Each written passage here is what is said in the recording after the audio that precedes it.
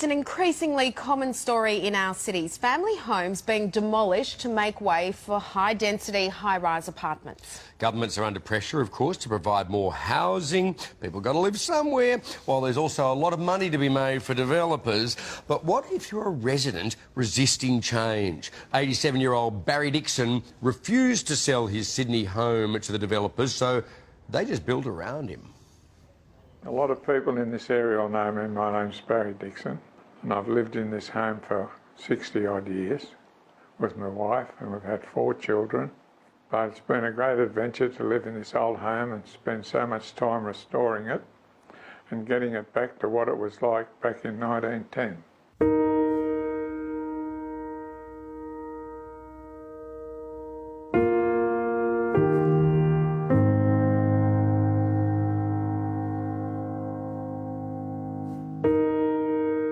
No, I was never tempted to leave this house. As a matter of fact, when the developers came, I never at any time put a price on the home. And I still haven't put a price on the home. In the modern day times, things seem to be that they want you to all live in a box with no character, no real airflow, sunshine. It has been hard.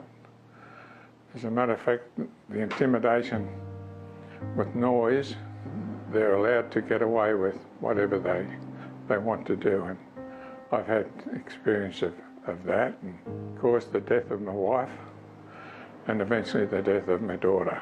My advice to anyone that's approached by a developer: be stubborn and strong-willed enough to wear them down. They're trying to wear you down, so you wear them down. Good old Barry. He says he remembers when he used to catch the trolley bus from home to work. Now, Barry decided he was too upset to come on the show and talk to us about it this morning, but he is pleased that we're telling his story. Domain property expert Stu Benson joins us to discuss instead. You must come across many stories like Barry's, Stu. Look, there are definitely stories like Barry's out there because there is the human element of owning a property. There are walls filled with photos, there are hallways filled with memories, and situations like Barry's are I wouldn't say the common element in these sorts of things, but certainly there are stories like Barry's all around the country. So how ruthless are the developers in targeting properties like this that they want? Well, look, the reality is that developers are going to want to build close to amenities and facilities, and that means, more often than not, building closer to the CBD where there are established homes. So they have to secure sites, which means they need multiple properties to do so. They're looking at not just the breadth and the width of a property, they're looking at the sky above it. They're able to see things that, you know, an average home buyer doesn't, which is the scale of what a block can be.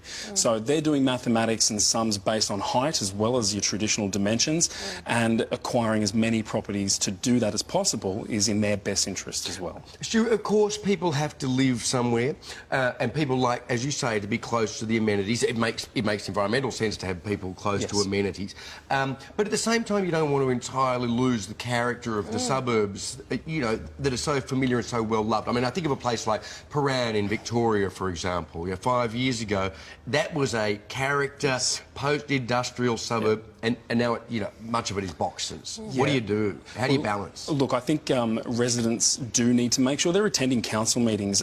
Councils do have to go through an approval status with the developers to make sure that there is enough green space, there is architectural consideration to an area, and residents we do see getting together and having an influence on that. So I would say to anybody who's having this influence in their area is to be a part of it. It is too late once it's built, and it's too late once it's been approved. With Barry, it's such a sad story, and you just feel from you, it's his castle, he wants to keep it, but then you look at the big, ugly, but not ugly, but the big building beside him, and you think, should he have just, like, made them give him heaps of money and go and buy another great place, which obviously he doesn't want to, it's his home, but are there wins for some people in this situation? Look, absolutely. I've seen local town planning change $800,000 homes have all of a sudden skyrocketed to $2 million in value based on the footprint that they afford a builder. So there are a lot of people who will take the money and run. But again, it's like a real-life version of the movie Up. We've got a dear old man with a house full of memories, and sometimes